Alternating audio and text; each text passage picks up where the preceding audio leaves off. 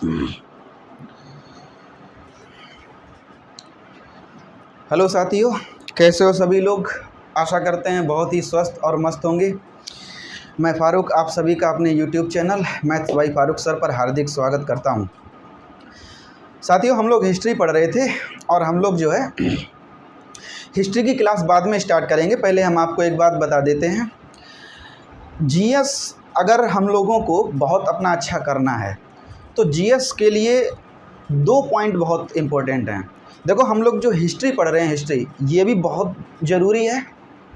अगर आपने पूरी हिस्ट्री कवर कर ली तो आप समझ जाइए कि आपने पूरी जीएस का बहुत ही बड़ा हिस्सा जो है कवर कर लिया है। और दूसरा जो हिस्सा होता है वो होता है science, general science. General science में क्या क्या आ जाता है? जनरल साइंस में फिजिक्स, केमिस्ट्री, बायोलॉजी, ये 3 चीज़ें आ जाती हैं, है ना।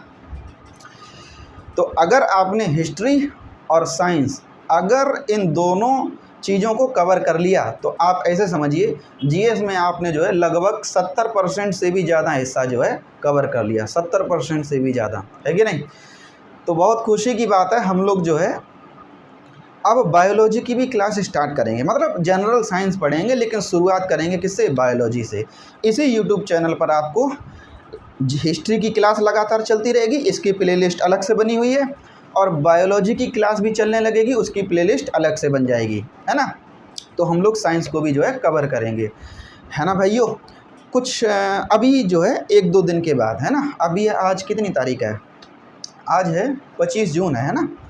तो लगभग जो है इस महीने की सैलरी आ जाए 30 तारीख या 1 तारीख से जो है स्टार्ट कर देंगे, है ना। 1 तारीख से बायोलॉजी की भी क्लास स्टार्ट हो जाएगी। आप लोग बताइए, अगर आपको गणित और रीजनिंग की भी क्लास पढ़नी है तो एक काम करते हैं, गणित हम खुद नहीं पढ़ाएंगे, गणित रीजनिंग खुद नहीं पढ़ाएंगे। गणित रीजनिंग के लिए हम आपको जो है एक टीचर रख देंगे, वो टीचर आपको जो है गणित रीजनिंग पढ़ा देंगे, अगर आपकी इजाज़त हो तो। लेकिन ऐसा होता नहीं है, हम कोई टीचर रखते हैं ना तो तुम लोग बवाल कर देते हो, तुम लोग पढ़ते ही नहीं हो।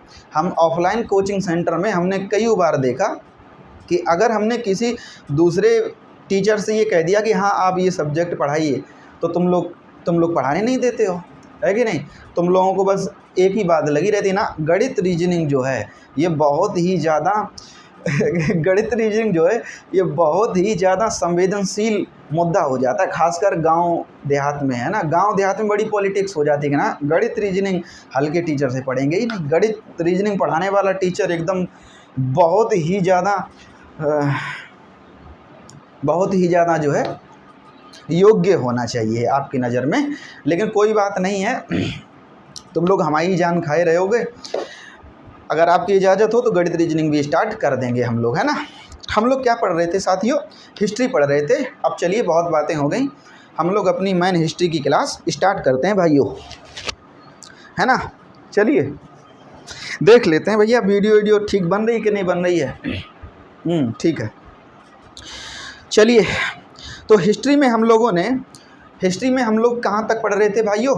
तो हिस्ट्री में ब्राह्मण साहित्य को हम लोगों ने कल कंप्लीट कर लिया था। हम लोगों ने वेद, उपवेद, वेदांग, पुराण, उपनिषद, महाकाव्य, इन सारी चीज़ों को अच्छी तरीके से कंप्लीट कर लिया था साथियों। जिन लोगों ने ये वाली क्लास नहीं देखी है, जस्ट पिछली क्लास है हिस्ट्री क्लास 5, उसमें आप जो है देख सकते हो।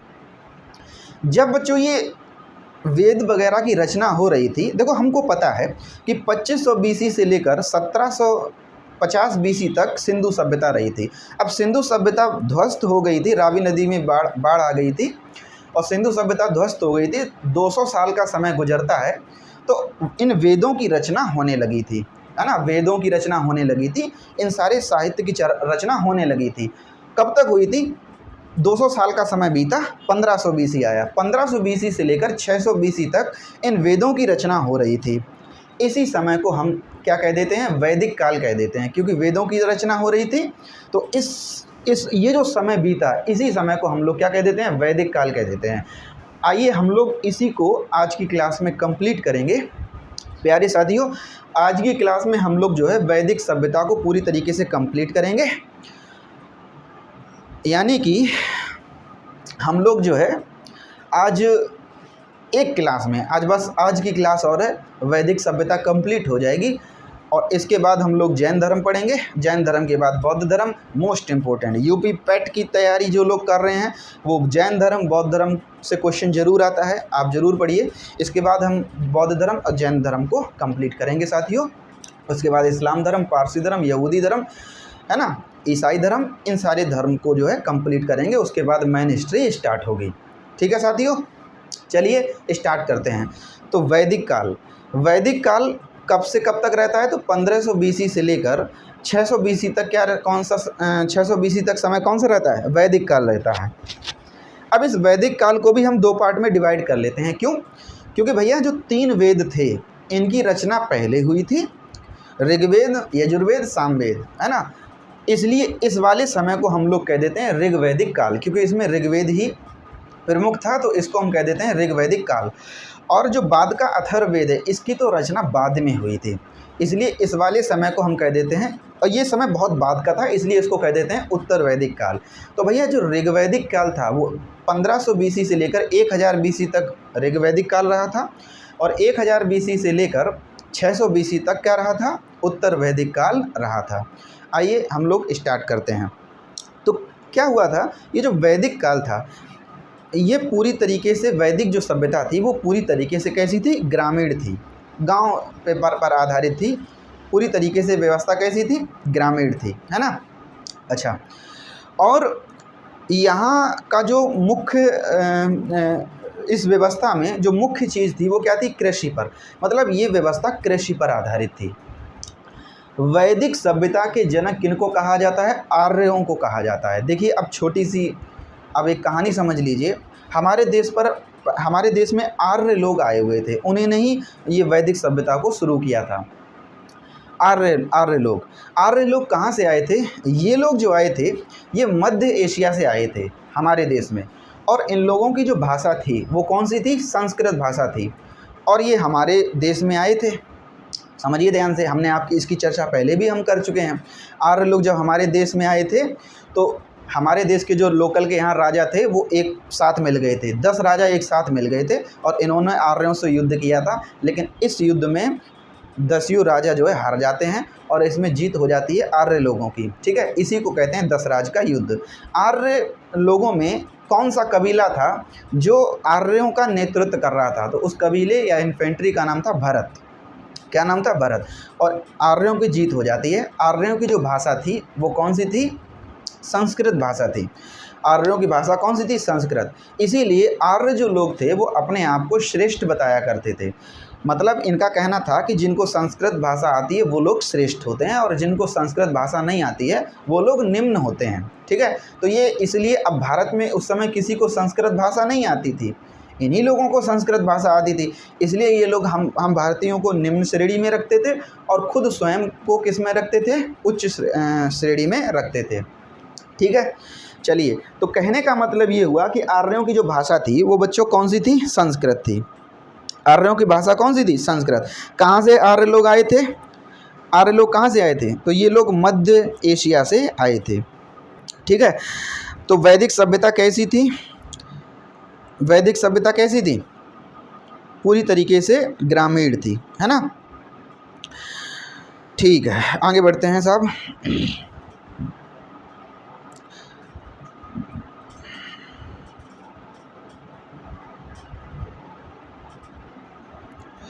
ठीक, अब ये जो आर्य लोग आए थे ये आकर कहाँ पर बस गए थे? तो देखो हमारे देश में जो पंजाब और हरियाणा का क्षेत्र है ये 7 नदियों से घिरा हुआ है। सिंधु, झेलम, चिनाब, रावी, ब्यास, सतलज, इन 7 नदियाँ प्रवाहित होती हैं पंजाब हरियाणा से, इसीलिए इसको सप्त सैंधव प्रदेश बोलते हैं, सप्त सैंधव प्रदेश। तो आर्य लोग जो आए थे वो यहीं पर आकर बस गए थे पंजाब और हरियाणा के क्षेत्र में, जिसको सप्त सैंधव प्रदेश बोला जाता है। ठीक है, आर्य लोग यहाँ आ गए। अब सवाल उठता है कि जब आर्य लोग यहाँ पर आ गए तो हमारे देश में फिर संस्कृत भाषा सिखाने का काम किसने किया? जिसको आर्यीकरण बोलते हैं। तो क्वेश्चन पूछा जाए कि उत्तर भारत का आर्यीकरण किसने किया और दक्षिण भारत का आर्यीकरण किसने किया? तो भैया जो दक्षिण भारत का आर्यीकरण किया वो किया अगस्त ऋषि ने। किसने किया? अगस्त ऋषि ने। और जो उत्तर भारत का आर्यीकरण किया, यानी उत्तर भारत में संस्कृत सिखाने का काम जो किया, वो किसने किया? वो किसने किया? राजा विदेह के पुरोहित गौतम राहुगढ़। गौतम राहुगढ़, ठीक है। उत्तर भारत का आर्यीकरण किसने किया? गौतम राहुगढ़। दक्षिण भारत का आर्यीकरण किसने किया? अगस्त ऋषि ने किया, ठीक है। तो इस तरह से ये आर्य वगैरह लोग जो है आए हुए थे। इनकी भाषा कौन सी थी? संस्कृत थी, ठीक है। इस समय का जो प्रिय पशु हुआ करता था, इस समय का जो प्रिय पशु हुआ करता था वो कौन सा हुआ करता था? गाय हुआ करती थी। बहुत ध्यान से समझिए। सिंधु सभ्यता में क्या था? एक सींग वाला जानवर पशु, मुख्य पशु था वहाँ पर। उसी को हम बैल जैसा ही होता था, उसको बैल भी कह सकते हैं, है ना। लेकिन वैदिक सभ्यता में जो प्रमुख जानवर था वो कौन सा था? गाय था। गाय को यहाँ पर बहुत प्रिय माना जाता था वैदिक सभ्यता में। यहाँ तक कि अगर गाय की कोई हत्या कर दे तो उसको मृत्युदंड दे दिया जाता था, मृत्युदंड। और गाय के लिए युद्ध हो जाया करता था। राजा का जो प्रमुख काम हुआ करता था वो गाय की रक्षा करना हुआ करता था, और गाय के लिए युद्ध हो जाता था। इसी को गविष्ट बोलते हैं। इसी को क्या बोलते हैं? गविष्ठी, यानी गाय की रक्षा करना। गाय के लिए किसी की गाय खो गई है, उसको ढूंढ के लाना, है ना। ये सब काम राजा का होता था। अगर किसी ने गाय की हत्या कर दी तो उसको मृत्युदंड दे देना, ये सब काम राजा का हुआ करता था। तो इस यहाँ पर जो मुख्य पशु था वो कौन सा था? गाय था। बहुत मतलब जो है पूजनीय माना जाता था गाय को, है ना। चलिए, अब इसमें क्या होता था? अब देखो, इसमें आगे बढ़ते हैं। आर्य लोग है, इनकी बातों को हमने जो है समझ लिया, ठीक है।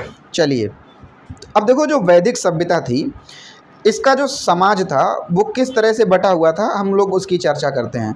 तो जो वैदिक सभ्यता थी, इसमें जो सबसे ऊपर होता है वो कौन होता है? भगवान जी सबसे ऊपर होते हैं, ठीक है। जो वैदिक सभ्यता थी उसका समाज 4 कैटेगरी में बटा हुआ था। हमेशा याद रखना, जब तक ये ऋग्वैदिक काल चलता है, इस समय जातियों का निर्धारण किसके आधार पर होता था? कर्म के आधार पर होता था। कर्म के आधार पर, जो जैसा कर्म करेगा उसकी वही जात हो जाएगी। सोचो, वैदिक सभ्यता में जाति का निर्धारण कर्म के आधार पर होता था। यानी कि अगर कोई व्यक्ति किसी को ज्ञान देने का काम करता है, किसी को ज्ञान देता है, ठीक है, तो उसकी जाति हुआ करती थी कौन सी? ब्राह्मण। अगर कोई व्यक्ति ज्ञान देता है तो उसकी जाति होती थी ब्राह्मण, ठीक है। ऋग्वैदिक काल में कर्म के आधार पर जाति का निर्धारण होता था। अगर कोई व्यक्ति किसी की रक्षा करता है तो उसकी जाति क्या होती थी? क्षत्रिय। उसकी जाति क्या होती थी? क्षत्रिय। और अगर कोई व्यक्ति बिजनेस व्यापार वगैरह करता है तो उसकी जाति हुआ करती थी वैश्य। उसकी जाति क्या हुआ करती थी? वैश्य। और अगर कोई व्यक्ति किसी के यहाँ नौकरी करता है, कोई व्यक्ति नौकरी करता है तो उसको कहा जाता था शूद्र। उसको क्या कहा जाता था? शूद्र कहा जाता था। आई बात समझ में? तो वैदिक सभ्यता का समाज इन कैटेगरी में बटा हुआ था। इसमें सबसे ऊपर कौन आता था? ब्राह्मण, यानी कि जो किसी को ज्ञान देता है, ठीक है। उससे नीचे कौन आता था? दूसरे नंबर पे कौन आता था? जो किसी की रक्षा करता है, यानी कि क्षत्रिय। तीसरे नंबर पे कौन आता था? जो बिजनेस व्यापार वगैरह करता है, यानी कि वैश्य। और सबसे नीचे, यानी कि सबसे नीची जाति जो आया करती थी वो कौन सी आती थी? शूद्र। अब ज़रा सोचिए, अगर आज के टाइम पर भी ऋग्वैदिक काल होता तो मेरी जाति कौन सी होती? मैं आपको ज्ञान दे रहा हूँ तो मेरी जाति कौन सी होती? ब्राह्मण। मैं कौन होता? ब्राह्मण। आप लोग पढ़ाई कर रहे हो, आप लोगों में से अगर कोई सेना में फ़ौज में भर्ती हो जाता तो उसकी जाति क्या हो जाती? क्षत्रिय। और आप लोगों में अगर कोई मन से बढ़िया से पढ़ाई लिखाई नहीं करेगा, है ना, मौज मस्ती करेगा, उसकी कोई नौकरी नहीं लगी तो वो अपना बिजनेस व्यापार करेगा, तो आपकी जाति कौन सी हो जाती? वैश्य। अब पता लगे किसी के यहाँ नौकरी या आप सरकारी नौकरी ही करने लगे तो आपकी जाति कौन सी हो जाती? शूद्र, है ना। तो इस तरह से जातियाँ जो है निर्धारित हुआ करती थी वैदिक काल में। आई बात समझ में? सबसे ऊपर भगवान, उससे नीचे ब्राह्मण, उससे नीचे क्षत्रिय, उससे नीचे वैश्य और सबसे नीचे शूद्र। ठीक है। इस तरह से जातियों का निर्धारण हुआ करता था। लेकिन ये कब तक था? ये तभी तक था जब तक ऋग वैदिक काल चला। जब उत्तर वैदिक काल आया तब जातियों का निर्धारण वंश के आधार पर होने लगा, यानी कि ब्राह्मण का बेटा ब्राह्मण, क्षत्रिय का बेटा क्षत्रिय, वैश्य का बेटा वैश्य, शूद्र का बेटा शूद्र। उत्तर वैदिक काल आते आते जातियों का निर्धारण वंश के आधार पर होने लगा। आई बात समझ में? ठीक है, चलिए आगे बढ़ते हैं। तो वैदिक काल में इतनी बातों को आपको जो है याद रखना है। ठीक है मेरे भैया। चलिए अब आगे बढ़ते हैं।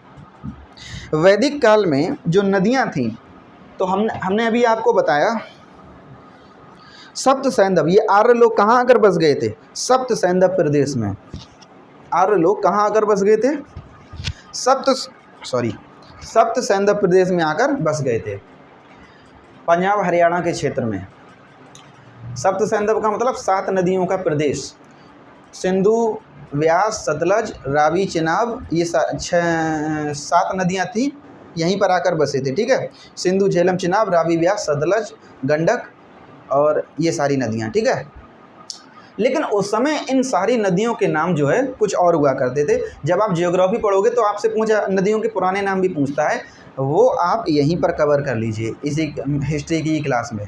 तो हाँ, सारी नदियों के हम आपको प्राचीन नाम बताते हैं। तो सबसे पहले सिंधु का जो प्राचीन नाम था वो सिंध ही था।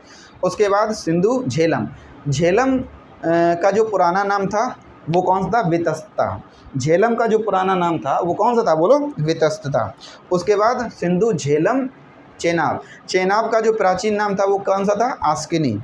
चेनाब का जो पुराना नाम था वो कौन सा था? आस्किनी। सिंधु, झेलम, चेनाब, रावी का जो प्राचीन नाम था, पुराना नाम, वो कौन सा था? बोलो, रावी का प्राचीन नाम कौन सा था? परुष्णी या इरावदी।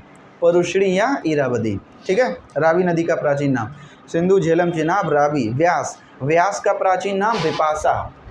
व्यास का प्राचीन नाम क्या? विपाशा। ये तो आपको बहुत जल्दी याद हो जाएगा, है ना। व्यास का प्राचीन नाम विपाशा। सिंधु, झेलम, चेनाब, रावी, व्यास, सतलज का प्राचीन नाम सतुंद्री। ठीक है, गंडक का प्राचीन नाम क्या था? सदानीरा। गंडक नदी का प्राचीन नाम क्या था? सदानीरा। ठीक है, गंडक नदी का प्राचीन नाम यानी पुराना नाम सदानीरा। घग्गर, जिसको सरस्वती नदी भी बोलते हैं, घग्गर का पुराना नाम, प्राचीन नाम क्या था? द्विष-द्विती। ठीक है, घग्गर का प्राचीन नाम। गोमती नदी का प्राचीन नाम क्या था? बोलो, गोमल। गोमती नदी का प्राचीन नाम गोमल। ठीक है, तो ये नदियाँ थीं वैदिक काल में और इन नदियों के प्राचीन नाम ये सब थे। आई बात समझ में साथियों? आगे बढ़ते हैं। जो वैदिक सभ्यता थी, इनके देवता के बारे में चर्चा हम लोग कर लेते हैं कि वैदिक सभ्यता के जो देवता थे उन कौन कौन से प्रमुख थे। तो वैदिक काल में जो प्रमुख देवता थे वो इंद्र जी थे। कौन थे?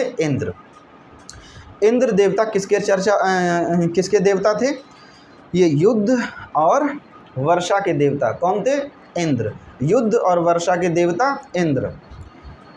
इनकी 250 बार चर्चा है वैदिक काल में। इनकी कितनी बार चर्चा है? 250 बार चर्चा। ठीक है, इसके बाद दूसरे नंबर पे देवता कौन आते हैं? अग्नि। इनकी कितने बार चर्चा है? 200 बार चर्चा है। ठीक है, अगले तीसरे नंबर पे कौन आते हैं? बोलो, वरुण किसके देवता हैं? वायु के।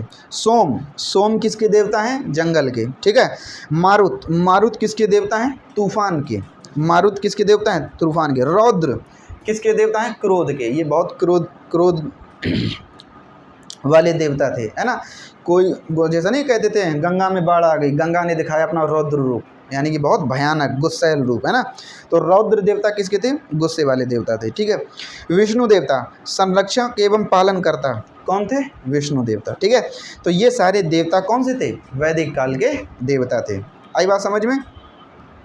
अच्छा, अब वैदिक काल में जो सामाजिक व्यवस्था थी वो कैसी थी, उसको उस पर भी हम लोग चर्चा कर लेते हैं। वैदिक सभ्यता जो है ग्रामीण थी।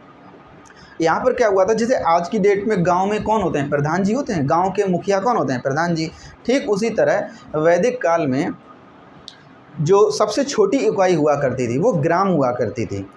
उसके मालिक को क्या बोलते थे? ग्रामिक। जैसे आज की डेट में प्रधान जी होते हैं, वैसे ही उस डेट में उनको ग्रामिक बोला जाता था, ग्रामिक। और जो सबसे बड़ी इकाई हुआ करती थी सामाजिक व्यवस्था की, उसकी क्या वो कौन सी इकाई हुआ करती थी? जन। बड़ी इकाई को जन बोलते थे, छोटी इकाई को ग्राम बोलते थे। ग्राम के मालिक को ग्रामिक बोला जाता था और जन के मालिक को राजन बोला जाता था, राजन। ठीक है मेरे भैया। अच्छा, यहाँ की प्रशासनिक व्यवस्था कैसी थी वो समझ लीजिए वैदिक काल की। तो वैदिक काल में जो सबसे बड़ा पद होता था वो किसका होता था? राजा का होता था। राजा को तब राजन बोला जाता था, राजन। ठीक है। राजा जब अपने निर्णय लेता था तो 3 समितियों में चर्चा करता था, उसके बाद जो है निर्णय लेता था राजा। ठीक है। 3 समितियां कौन कौन सी? सभा, समिति और विदत। कौन कौन? सभा, समिति और विदत। सभा यह क्या आता था? ये कैसा होता था? यह निम्न लोगों का या साधारण लोगों की समिति होती थी। सभा क्या होती थी? निम्न या साधारण लोगों की समिति हुआ करती थी। इसकी चर्चा 9 बार है। समिति क्या होता था कि उच्च लोगों की सभा होती थी। उच्च श्रेणी के जो लोग होते थे वो किस में बैठते थे? समिति में। ठीक है। उच्च वर्ग के लोगों का संगठन था समिति। इसकी चर्चा 9 बार है। अब आता है विदत। यह था सबसे महत्वपूर्ण लोगों का जो संगठन था वो था विदत। इसकी चर्चा 122 बार है। इसकी चर्चा कितनी बार है? 122 बार। आई बात बच्चों समझ में? चलो, अब देखो एक बात ध्यान रखना, सभा तथा विदत में महिलाओं को भी बैठने का भी अधिकार था। क्वेश्चन पूछा जाए कि महिलाओं को भी बैठने का अधिकार किसमें था, तो आप कह देना सभा तथा विदत में, है ना। सभा तथा विदत में महिलाओं को भी बैठने का अधिकार था। ठीक है। अब देखो, हमने अभी आपको बताया कि वैदिक काल में जो सबसे छोटी इकाई हुआ करती थी वो ग्राम और सबसे बड़ी इकाई जन हुआ करती थी, है ना। अब क्या हुआ कि जब ऋग्वैदिक काल खत्म हुआ और उत्तर वैदिक काल आया, तब इसमें क्या हुआ कि लोहे की खोज हो गई। किस धातु की खोज हो गई? लोहे की। क्वेश्चन अगर आपसे पूछे जाए कि लोहे की खोज कब हुई थी, तो आप कह देना वैदिक काल में हुई थी।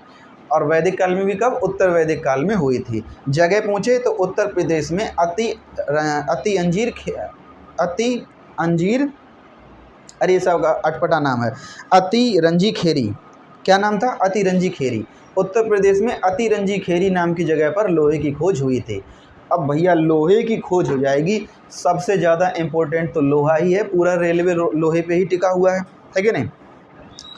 लोहे का प्रयोग जो है सर्वाधिक होता है। और जब लोहे की खोज हो गई तो वैदिक सभ्यता क्या होने लगी? विकसित होने लगी। यहाँ पर कृषि और अर्थव्यवस्था में तेज़ी से क्या होने लगा? परिवर्तन होने लगा। अब ये वैदिक सभ्यता ग्रामीण से किस में परिवर्तित होने लगी? शहरीकरण की ओर परिवर्तित होने लगी, है कि नहीं। यानी सिंधु सभ्यता के बाद अब शहरीकरणी जो व्यवस्था थी वो कब होने लगी? उत्तर वैदिक काल में होने लगी। जो जन था वह किस में परिवर्तित होने लगा? जनपद में। और जो जनपद था वो परिवर्तित होने लगा महाजनपद में। और ऐसे ही टोटल भारत देश में कितने महाजनपद बन गए? 16 महाजनपद बन गए। कितने महाजनपद बन गए बच्चों? 16 महाजनपद बन गए, जिसमें जो सबसे समृद्ध और सबसे शक्तिशाली महाजनपद था वो कौन सा था? मगध। कौन सा था? मगध। और मगध ने बाद बाकी सारे महाजनपद पर क्या कर लिया? अधिकार कर लिया। यहीं से मैन हिस्ट्री स्टार्ट होगी। इन 16 महाजनपद की जो चर्चा है वो किस ग्रंथ में है? तो बौद्ध ग्रंथ है एक, अंगुत्तर निकाय, जिसमें 16 महाजनपद की चर्चा है। आई बात समझ में बच्चों?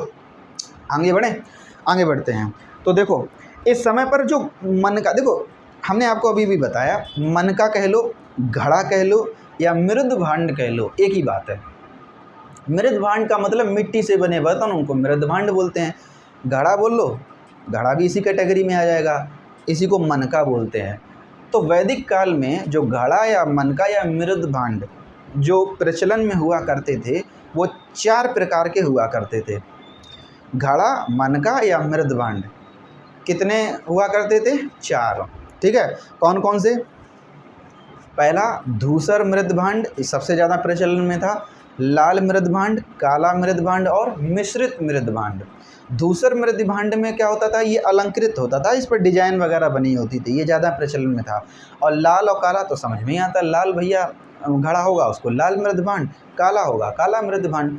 इन दोनों को मिक्सअप कर दो तो मिश्रित मृदभांड हो जाएगा। आई बात समझ में। इस 4 तरीके के घड़े या मनके का प्रयोग वैदिक सभ्यता में हुआ करता था। आई बात समझ में। आगे बढ़ते हैं साथियों। वैदिक काल में क्या होता था, 3 तरह के यज्ञ होते थे। राजा जो है वो 3 तरह के यज्ञ कराता था। बड़ी इंटरेस्टिंग कहानी है, समझना। वैदिक काल में राजा जो है 3 तरीके के यज्ञ कराता था। पहला कौन सा होता था, अश्वमेध यज्ञ। पहला कौन सा होता था, अश्वमेध यज्ञ। दूसरा राजसूय यज्ञ। तीसरा वाजपेयी यज्ञ। सॉरी, हमने क्रम थोड़ा ऊपर नीचे कर दिया। पहला अश्वमेध यज्ञ, दूसरा वाजपेयी यज्ञ और तीसरा राजसूय यज्ञ। अब ये अश्वमेध यज्ञ कैसा होता था, इसमें राजा क्या करता था, अश्व का मतलब घोड़ा, यज्ञ होता था और घोड़े को खूब सजा दिया जाता था। अब वो घोड़ा सिक्का पड़ा हुआ करता था, घोड़े को बढ़िया से यज्ञ कराया और घोड़े को खूब एकदम बढ़िया तरीके से सजा दिया और फिर घोड़े को छोड़ देते थे। राजा को जौन सी ज़मीन पर कब्जा करना होता था ना, चाहिए होता था, घोड़े को उसी डायरेक्शन में छोड़ देता था और घोड़ा सिक्का पड़ा होता था उधर चल देता था। आगे आगे घोड़ा चलता था, पीछे राजा की सेना चलती थी। घोड़ा जहाँ से गुजर जाए, घोड़ा पता लगे इस खेत में से गुजर गया तो समझ लेना वो खेत राजा का हुआ। अब अगर तुमको इसका विरोध करना है तो राजा से युद्ध करो। तो इसी को बोला जाता था का अश्वमेध यज्ञ। मतलब घोड़ा जो है सजा के छोड़ दिया जाता था। जिस क्षेत्र में घोड़ा चला गया वो क्षेत्र राजा का, और अगर तुम्हारे क्षेत्र में चला आया तो वो राजा का हो जाएगा। अगर तुमको नहीं ये बात पसंद तो राजा से युद्ध करो, लड़ाई लड़ो, है कि नहीं। ये अश्वमेध यज्ञ हुआ करता था। दूसरा वाजपेयी यज्ञ। तो वाजपेयी यज्ञ को शक्ति प्रदर्शन यज्ञ कहते हैं। इसमें राजा क्या हुआ करता था, अपनी शक्तियों का प्रदर्शन करता था। ये आज भी होता है कि नहीं। आज भी जो है 26 जनवरी 15 अगस्त को हमारे दिल्ली में लाल किले में जो राजपथ है उस पर मिसाइल है ना, जितने भी हमारे लड़ाकू विमान हैं, जितने भी मिसाइल हैं, है ना, और जितने भी हमारे अस्त्र शस्त्र हैं उन सब का हम प्रदर्शन करते हैं, नहीं करते हैं, ताकि दुनिया के देश देखें और एक दबदबा बने कि हाँ भारत के पास इतने जो है हथियार, प्रणाली, परमाणु वगैरह सब है, संपन्न है कि नहीं। तो ये होता है वाजपेयी यज्ञ। और तीसरा होता है राजसूय यज्ञ। राजसूय यज्ञ में क्या होता है, ये राज्याभिषेक के समय होता है। जब राजा अपना राज्याभिषेक कराता है तो उस समय जो यज्ञ होता है वो कौन सा होता है, राजसूय यज्ञ। आई बात समझ में। आगे बढ़े बच्चों, ठीक है आगे बढ़ते हैं। चलो, अब वैदिक काल में 6 दर्शन दिए गए थे। वैदिक काल में 6 दर्शन दिए गए थे। दर्शन समझते हो, जब हम अपने पर्सनल एक्सपीरियंस के आधार पर, पर्सनल अनुभव के आधार पर जो ज्ञान देते हैं उसको दर्शन कहा जाता है। तो वैदिक काल में 6 दर्शन दिए गए थे। कौन कौन से दर्शन किए थे, सांख्य दर्शन, ठीक है, और व्याय दर्शन, योग दर्शन, वैशेषिक दर्शन, उत्तर मीमांसा, पूर्वी मीमांसा। ये 6 जो है दर्शन दिए गए थे। कब दिए गए थे, वैदिक काल में, ठीक है भैया। तो सांख्य दर्शन, क्वेश्चन पूछा जाता था, सांख्य दर्शन किसने दिया, किसने दिया था, कपिल ने। सांख्य दर्शन किसने दिया, कपिल ने। दूसरा व्याय दर्शन किसने दिया, व्याय दर्शन किसने दिया, गौतम ने। व्याय दर्शन किसने दिया, गौतम ने। व्याय दर्शन किसने दिया, गौतम ने। तीसरा योग दर्शन किसने दिया, पतंजलि ने। योग दर्शन किसने दिया, पतंजलि ने, ठीक है। वैशेषिक दर्शन किसने दिया, कणाद ने। वैशेषिक दर्शन किसने दिया बच्चों, कणाद ने। वैशेषिक दर्शन किसने दिया, कणाद ने। आई बात समझ में। चलिए आगे बढ़ते हैं। उत्तर मीमांसा बादरायण और पूर्वी मीमांसा जैमिनी। उत्तर मीमांसा बादरायण और उत्तर मीमांसा बादरायण, पूर्वी मीमांसा जैमिनी। ये जो है 6 दर्शन जो है दिए गए थे। आई बात समझ में।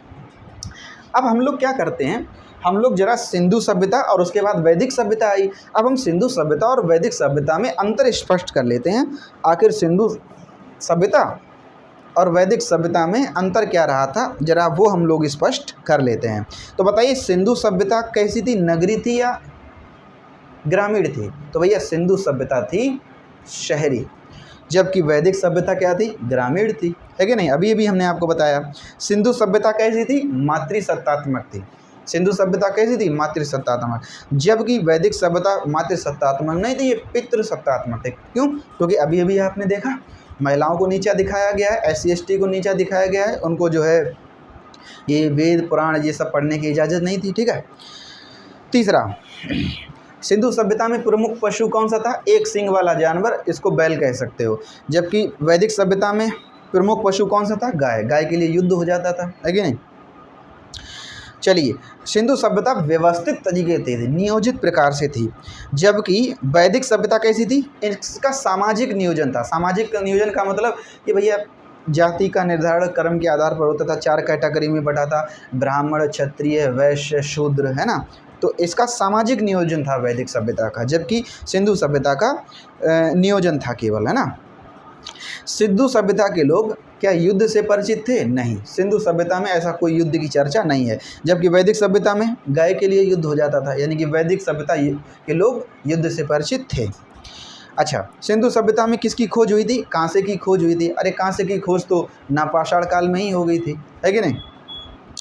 और वैदिक सभ्यता में किसकी खोज हुई? लोहे की खोज हुई। ठीक है। सिंधु सभ्यता किस पर आधारित थी? कृषि और व्यापार पर आधारित थी, जबकि वैदिक सभ्यता कृषि और पशुपालन पर आधारित थी, है ना। अच्छा, सिंधु सभ्यता में जो देवता थे, ठीक है, सिंधु सभ्यता में पूजा किसकी होती थी? तो शिव की और मातृदेवी। भाई 2 ही तो मूर्तियाँ मिली थी सिंधु सभ्यता में, एक पशुपति शिव और दूसरा मातृदेवी की मूर्ति मिली थी। तो सिंधु सभ्यता में पूजा होती थी शिव तथा मातृदेवी की। जबकि वैदिक सभ्यता में प्रमुख जो देवता थे वो कौन से थे? इंद्र थे। वैदिक सभ्यता में जो प्रमुख देवता थे वो कौन थे? इंद्र थे। आई बात समझ में? तो बच्चों रिवीजन कर लेते हैं देख लेते हैं भाई कोई चीज़ छूटी तो नहीं है। आप हम क्वेश्चन पूछें, आप क्वेश्चन बताते रहिए। बताइए, आर्य वगैरह जो लोग आए थे वो कहाँ आकर बस गए थे? तो सप्त सैंधव प्रदेश में, यानी कि 7 नदियों का प्रदेश, पंजाब और हरियाणा को बोलते हैं। सिंधु, झेलम, चिनाब, रावी, ब्यास, सतलज, है ना, और गंडक, ये 7 नदियों का प्रदेश है, यहाँ आकर बस गए थे। बताइए, आर्य लोग कहाँ से आए थे? तो मध्य एशिया से आए थे। आर्य लोगों की भाषा कौन सी थी? संस्कृत भाषा थी। इस कारण अपने आप को ये श्रेष्ठ कहते थे। जिनको संस्कृत नहीं आती थी वो उनको ये लोग निम्न श्रेणी में रखते थे, है ना। चलिए, दक्षिण भारत का आर्यीकरण किसने किया? अगस्त ऋषि ने किया। उत्तर भारत का आर्यीकरण किसने किया? राजा विदेह के पुरोहित गौतम राहुगढ़ ने किया। अच्छा, एक बात छूट गई। गौतम राहुगढ़ जब उत्तर भारत का आर्यीकरण कर रहे थे, संस्कृत भाषा सिखा रहे थे, तब ये अपने मुंह में आग की ज्वाला लेकर चल रहे थे, अपनी यात्रा कर रहे थे। लेकिन जब ये बिहार में पटना से गुजरे तो पटना में जब गंगा नदी पार कर रहे थे तो इनके मुंह की ज्वाला वहाँ पर गिर जाती है। इसीलिए इन गौतम राहुगढ़ ने कह दिया कि इन्होंने पाटलिपुत्र को अछूतों की भूमि कह दिया। ये कह दिया कि पाटलिपुत्र अछूतों की भूमि है, लिख गई ये अथर्ववेद में। और अथर्ववेद में इन्होंने ये भी लिख दिया कि पाटलिपुत्र का गंगा जल पवित्र नहीं है। ऐसी घटना घट गई। ठीक है मेरे भैया। चलिए, लोहे की खोज कब हुई थी? उत्तर वैदिक काल में। कहाँ पर हुई थी? अरे इसका नाम बहुत अजीबोगरीब है। अतिरंजी खेरी, उत्तर प्रदेश में अतिरंजी खेरी में क्या हुआ था? लोहे की खोज हुई थी। आई बात समझ में? नदियों के पुराने नाम पता हैं आपको, देवता पता हैं, ठीक है। सामाजिक व्यवस्था वैदिक काल की बिल्कुल देख ली। छोटा ग्राम होता है, बड़ा क्या होता है? जन, और जन से बड़ा जनपद हुआ, जनपद से बड़ा महाजनपद हुआ। 16 महाजनपद में विभाजित हो गया समाज। सबसे शक्तिशाली, सबसे समृद्ध महाजनपद कौन सा हुआ? मगध महाजनपद, जिसने सब पर कब्जा कर लिया। 4 तरीके से मनका चला करता था, धूसर मृदभांड, काला मृदभांड, लाल मृदभांड और मिश्रित मृदभांड। आई बात समझ में? 3 प्रकार के यज्ञ हुआ करते थे, अश्वमेध यज्ञ, वाजपेयी यज्ञ और राजसूय यज्ञ। ठीक है। सांख्य दर्शन कपिल ने दिया, व्याय दर्शन गौतम ऋषि ने दिया, योग दर्शन पतंजलि ने दिया, वैशेषिक दर्शन कणाद ने दिया, और उत्तर मीमांसा बादरायण और दक्षिण पूर्वी मीमांसा जैमिनी। ठीक है। और सिंधु सभ्यता और वैदिक सभ्यता में हम लोग अंतर स्पष्ट कर ही चुके हैं। आई बात समझ में बच्चों? हम लोगों ने बहुत इंपॉर्टेंट टॉपिक कंप्लीट कर लिया। हम लोगों ने वैदिक सिंधु सभ्यता कंप्लीट, उसके बाद वैदिक सभ्यता कंप्लीट। अब हम लोग अगली क्लास में जैन धर्म पढ़ेंगे, जैन धर्म के बाद बौद्ध धर्म, बौद्ध धर्म के बाद इस्लाम धर्म, पारसी धर्म, यहूदी धर्म, ईसाई धर्म, इन सारे धर्म को पढ़ेंगे। बहुत इम्पोर्टेंट क्लास होगी अगली, ये भी बहुत इम्पोर्टेंट है। आप हिस्ट्री जटिल बहुत है, लेकिन हिस्ट्री जटिल बहुत है, लेकिन आप विश्वास मानिए, अगर आपने हिस्ट्री को पूरा कवर कर लिया, जीएस आपकी मुट्ठी में हो जाएगी, है कि नहीं। हिस्ट्री और साइंस को अगर आपने कवर कर लिया तो पूरा जीएस आपकी मुट्ठी में होगी, है ना। और हम लोग उसी प्रयास में आगे बढ़ते रहेंगे। हिस्ट्री की लगातार क्लासें चलती रहेंगी। हिस्ट्री को हम पूरी तरीके से, बहुत अच्छी तरीके से पूरा कंप्लीट कराएंगे, पूरा कुछ भी नहीं छोड़ेंगे, बिल्कुल डिटेल में कंप्लीट कराएंगे। उसी प्रकार साइंस को भी पूरा कंप्लीट डिटेल में हम लोग जो है अच्छी तरीके से कंप्लीट करेंगे। अगली क्लास में हम जैन धर्म स्टार्ट करेंगे। आप सभी लोग क्लास से जुड़े रहिए। सभी लोग क्लास को लाइक और शेयर और चैनल को सब्सक्राइब कर दिया कीजिए, है ना। आज की क्लास में हम लोग यहीं तक रखते हैं। सभी लोग भाई शेयर वगैरह किया कीजिए, है कि नहीं। आज की क्लास कैसी लगी कमेंट बॉक्स में ज़रूर बताना। आप ऑफलाइन क्लास में हमसे पढ़ना चाहते हैं तो आप अपना नंबर कमेंट सेक्शन में दे दीजिए, हम आपको अपने कोचिंग के व्हाट्सएप ग्रुप से जोड़ लेंगे। वहीं आपसे वो जो है ऑफलाइन क्लास के बारे में बता दिया जाएगा। आई बात समझ में। आज के लिए इतना ही रखते हैं साथियों। जय हिंद। मिलते हैं अगली क्लास में जैन धर्म के साथ। साथियों जय हिंद।